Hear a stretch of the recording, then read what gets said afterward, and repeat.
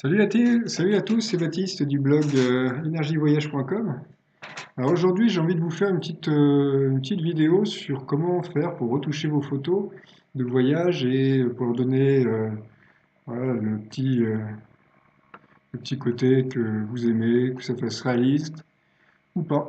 Alors, je vais m'attaquer à une photo que je trouve qui est pas mal pour ce genre de choses, qui est une photo que j'ai prise quand j'étais à Lisbonne, parce que je suis allé faire un tour là-bas en novembre dernier.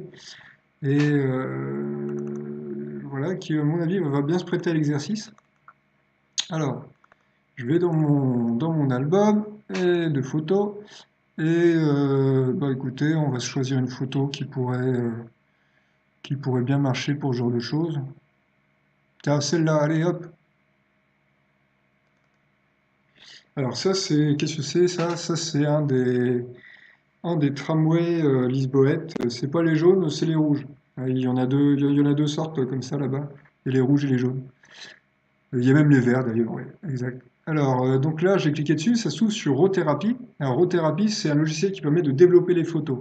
C'est pas un logiciel comme Photo, vous savez, là, le gros logiciel très connu, Photoshop, qui permet de lui de peindre sur vos photos. Vous pouvez faire ce que vous voulez avec vos photos complètement. Ici, c'est plus un logiciel de développement. C'est-à-dire c'est l'équivalent quand les gens faisaient si vous avez fait de l'argentique, c'est l'équivalent. Vous occupez la lumière, du contraste, de la couleur, de redimensionner vos photos, mais vous n'allez pas peindre sur vos photos. Et puis, bah, pour nous enfin, pour les gens qui font la photo de voyage, bon, bah, en général, on n'a pas beaucoup, on peint pas énormément sur les photos. En général, on fait ce qu'on veut, mais ça ne peut pas arriver très souvent. Alors, donc, vous voyez, la photo est ouverte, Rothérapie aussi, et on arrive sur alors ici, c'est la barre des modules.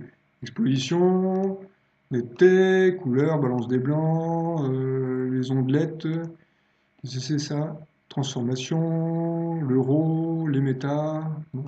Alors, premièrement, exposition. Alors, on va s'occuper de la lumière ici, du contraste et des ombres. Donc, premièrement, première chose à faire, eh ben, on va laisser voir comment le logiciel se débrouille tout seul. Je clique sur niveau auto. OK. Alors, qu'est-ce qu'il m'a fait là? Il a diminué l'exposition de la photo, c'est-à-dire il l'a obscurci. Qu'est-ce qu'il a fait d'autre? Il a mis un petit peu de luminosité, c'est-à-dire il a diminué l'exposition mais augmenté la luminosité de la photo. Et il a mis du contraste. Alors, diminuer l'exposition, ouais, bof. La photo en elle-même n'est pas non plus très claire. On va remettre l'expo comme c'était à peu près. Allez. Bon, alors, ensuite, on descend un peu, on va s'occuper des ombres. C'est-à-dire que là, on va vouloir récupérer du détail dans les ombres si possible. Vous voyez, la photo, déjà, ouais, ça commence à être chatoyant à l'œil. On va essayer de récupérer du détail. Magasin de bricolage, ici, c'était, ouais. Alors, on va cliquer sur ombre, et donc on va allumer le module en question qui s'appelle ombre haute lumière. Je l'allume, je clique, j'allume le module. OK. Je mets masque haute précision. Alors, il y a avec et sans, moi je préfère avec. Voilà. Ça rajoute quelque chose ou ça diminue quelque chose, mais c'est purement visuel, hein, c'est en fonction des goûts. Et là, on va essayer de voir si on peut capter du détail dans les ombres. Alors, on augmente les ombres. Alors, vous voyez, effectivement, il capte du truc, il ressort du détail. Vous voyez, là, j'ai rien. Et là, bah, je capte des rails. Qu'est-ce que je capte? Des tas de trucs là-dessous, hein. Vous voyez, en fait, vous voyez, rien. Et si je monte à fond, vous voyez un peu comment il réagit le truc, à quoi ça sert. Vous voyez, il chope ce qu'il y a dans les parties sombres. Donc, on augmente un petit peu, mais en faisant ça, il faut faire attention justement parce que il peut nous créer des artefacts comme ça, du bleu ou des trucs comme ça qui n'ont rien à voir avec la photo d'origine et qui sont purement des trucs logiciels. Donc, le but, c'est de faire. Alors, ça, les artefacts, c'est créé parce que l'amplitude tonale des ondes, ce curseur-là, est à la base élevé. C'est-à-dire, quelles sont les couleurs qu'il va rajouter dans les ombres. C'est-à-dire, il essaie de se débrouiller comme ça, ce logiciel. Donc, nous, on n'en veut pas du bleu là-dessous, là. De ça, là. Ça n'a rien à voir là-dedans. Donc, le but, c'est de jouer entre ces deux curseurs-là. Le but, c'est d'avoir plus de détails que ça, mais je veux pas de bleu. Donc vous voyez, là, on arrive à la limite où on commence à voir du bleu, là. Alors on va diminuer. Ouais, là, ça commence à être acceptable. Allez, on reste là-dessus. Vous voyez, on a rajouté un petit peu de détails, voilà. Bon, ça c'est fait. Là-dessus, dans ce module-là, la exposition, je touche à rien d'autre en général. Après, je vais aller au suivant, détail. Détail, bah, voilà, c'est vous réglez la netteté, les bords, micro-contraste. Moi, en général, je m'occupe uniquement de micro-contraste là-dedans. Donc j'ai les micro-contrastes. Micro-contraste, qu'est-ce que c'est? Sur des micro-détails, c'est-à-dire des choses très proches. Donc là, je mets la photo à 100%, c'est-à-dire la taille d'origine de la photo. Eh bien, on voit que, vous voyez, il a créé on peut, si on veut, on peut augmenter, vous voyez, un petit peu le détail. Vous voyez, quand je passe de 0 à 100, eh bien, il crée une sorte de contraste sur des choses très subtiles. Donc, en règle générale, moi, je peux en mettre, mais je reste vous voyez, dans les 20, 30, dans ces choses-là. Sinon, après, ça crée un petit peu de bruit sur la photo, du grain. C'est pas forcément super joli. Bon, voilà, on a cette photo-là qui est comme ça. Alors, on va passer au module suivant. On va voir si on peut s'amuser avec la couleur. Alors, si je veux, je peux régler la balance des blancs manuellement. Bon, là, je trouve qu'à la base, elle est pas mal faite. On règle comme ça. L'appareil que j'ai, l'appareil photo, il fait la balance des blancs. Il fait une super balance à la base, quoi. Ça, c'est un fichier JPEG. Il fait le RAW aussi. C'est-à-dire, on a le choix entre le RAW, qui est vraiment le format des pros, ou le fichier JPEG, qui est plus exploitable. Et les JPEG sont tellement bons sur cet appareil-là que franchement, il n'y a même pas besoin du RAW, quoi. Le RAW, je l'ai en double pour chaque photo, mais je m'en sers pas. Donc là, je vais voir si je peux m'amuser un peu avec les couleurs. C'est-à-dire peut-être redonner un peu de peps aux couleurs, bon, histoire que ça fasse un peu plus chatoyant à l'œil. Donc là, je vais dans Vibrance, j'active le module Vibrance, et puis je joue avec les deux curseurs ici sont liés par cette option. C'est-à-dire que je peux les délier ou les lier. On va voir en les liant ce que ça fait là. Quel est le principe? Vous voyez, si j'augmente à fond, bah, il fait claquer les couleurs, quoi, hein. Donc on peut passer facilement du réaliste au fluo. Au fluo, j'ai mangé quelques petits. Au fluo, j'ai mangé des champignons un petit peu avant.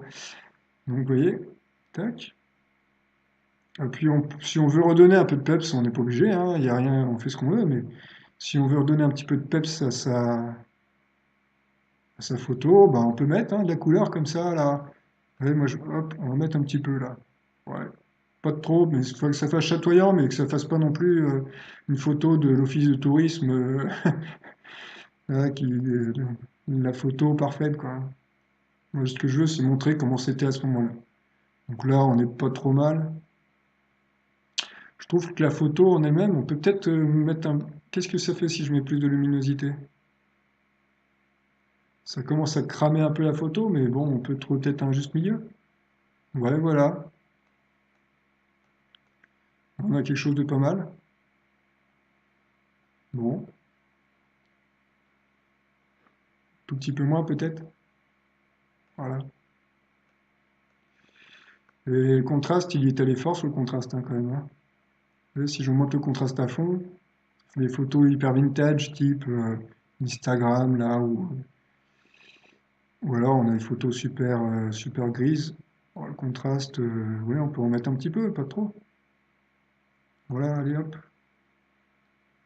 Bon voilà, la photo en elle-même. Ensuite, on va s'attaquer au recadrage. Donc on va dans le module transformation.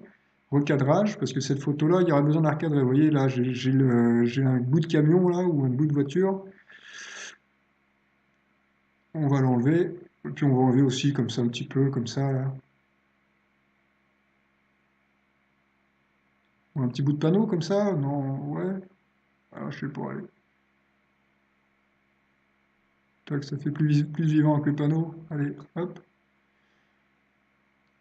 Voilà. Et puis, qu'est-ce que je peux faire sur cette photo-là? Plein de choses. La photo en elle-même, c'est une photo qui est en pente.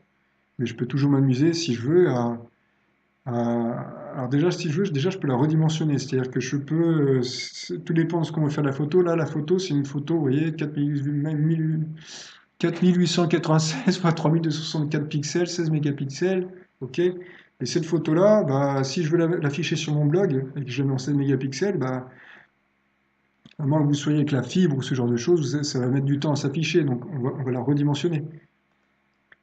Et je vais la redimensionner, je veux qu'elle ait une largeur, par exemple, ici, moi c'est ce que j'ai choisi à chaque fois, une largeur de 900, et puis ici il va ajuster la hauteur en fonction. Donc là, je clique sur dimensionnement, donc ça active ce module de redimensionnement, elle aura une largeur de 900, puis il va ajuster la hauteur en fonction. Il faut toucher ici, quand vous touchez, la priorité est à la largeur. Quand vous modifiez la largeur, ça modifie la hauteur automatiquement. Donc là, une largeur 900 pixels. Vous voyez, on va passer de 4896 pixels à 900. Ça fera une photo moins lourde à afficher sur un blog. Ok, et puis qu'est-ce qu'on va faire d'autre ben, si, vous voyez, si on peut même s'amuser, bon, ça c'est juste pour vous montrer, on peut s'amuser quand on descend, on va objectif géométrique, quand on clique là-dessus, là, on peut par exemple dire, bah, là la photo elle est tordue, alors moi je veux que la photo elle soit droite, je veux que la ligne d'horizon soit ça par exemple, le bord de la fenêtre là. Donc je suis le bord de la fenêtre, il va me pivoter la photo en fonction, vous voyez, là la photo, cette partie que j'ai sélectionnée est horizontale. Bon, c'est pas terrible, hein, c'était à la base, la photo, c'était pas ça, quoi. Donc je vais revenir en arrière. Alors pour revenir en arrière, attendez que je me trompe pas. Bah, pour revenir en arrière, il y a une autre fenêtre, mais je sais plus où elle est. C'est pas grave, on va remettre la photo comme elle était, à la base. Ma photo, elle est comme ça. Voilà.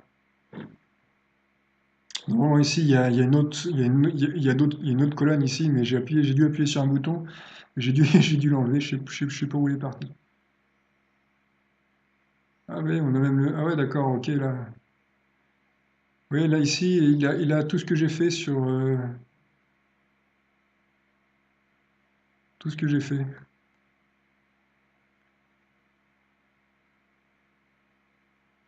Oui, on a le avant-après.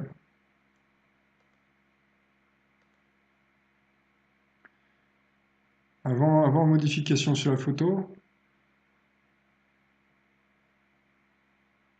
et après modification du truc.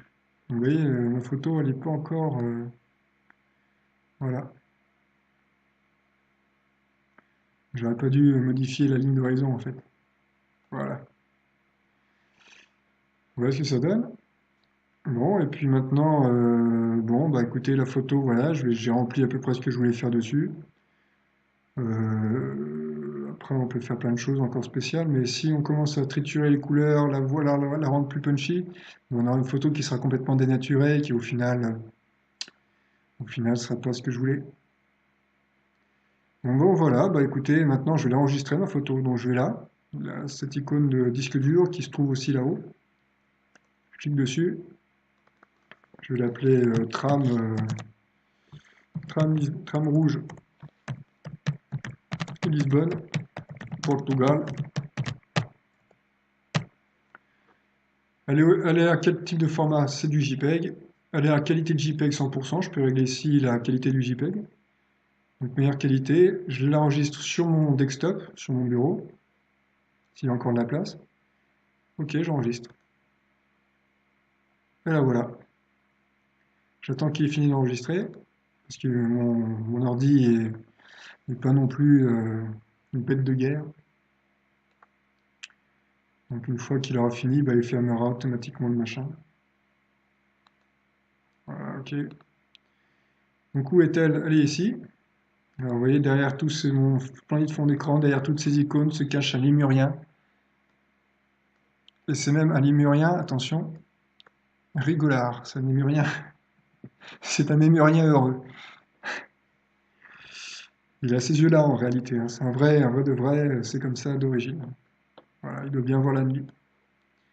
Et donc voici ma photo retouchée. Donc on va faire une comparaison, hein. Voici la photo de base. Attendez, je vais vous la retrouver.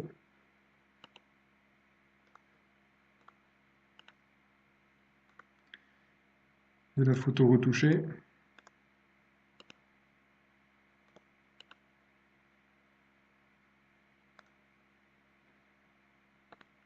Ouais, il s'est un peu trompé, hein, c'est pas ça mon pote.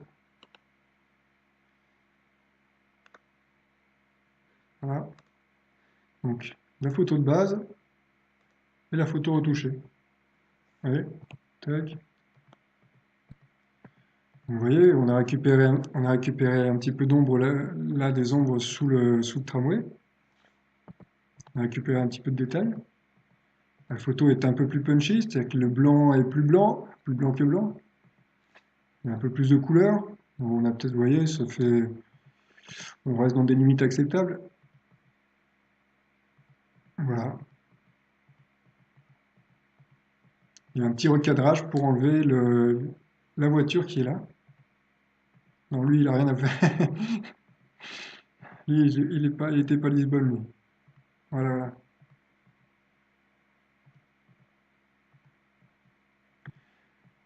Voilà ce que l'on peut faire sur une photo en la développant simplement avec acrothérapie. Et maintenant, eh ben, si vous êtes si vous êtes toujours là d'attaque pour regarder la suite de cette vidéo, eh ben, je vais vous montrer comment est-ce qu'éventuellement on pourrait s'amuser peut-être peut-être, je sais pas, peut-être récupérer encore plus de détails là-dessous, sans pour autant faire monter les bleus. Donc on va aller, à ce coup-ci, on va emmener la photo sous GIMP. Alors GIMP, c'est l'équivalent de Photoshop, vous savez, le logiciel très connu là, mais qui est gratuit.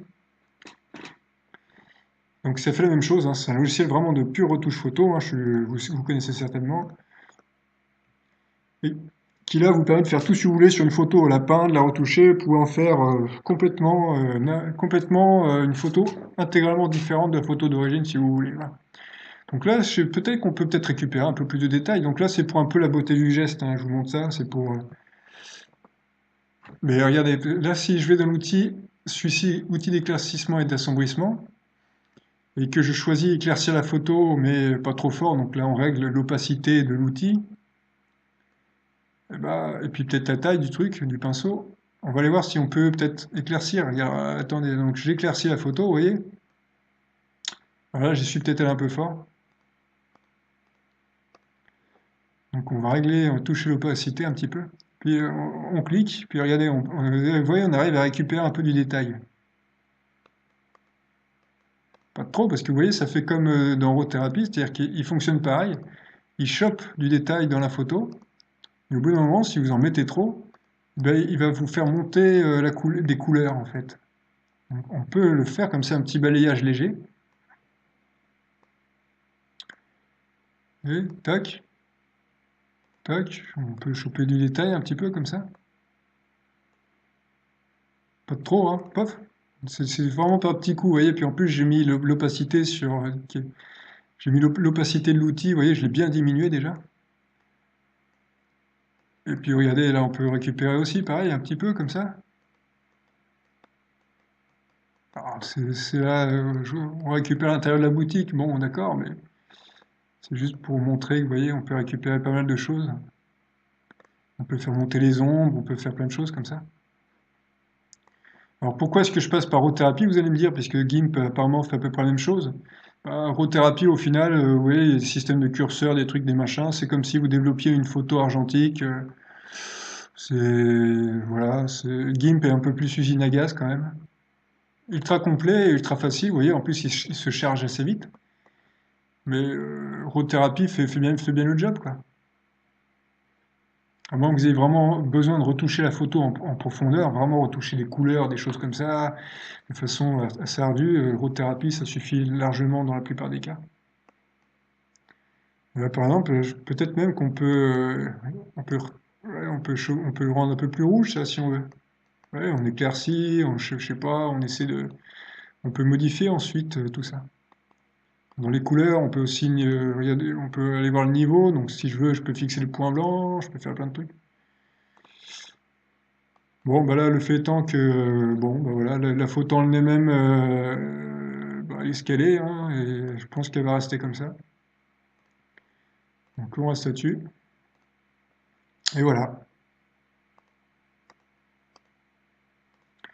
Donc voilà le genre de type de modification que moi je fais en tout cas sur mes photos, c'est-à-dire je retouche la colorimétrie, je retouche le contraste si besoin est à chaque fois.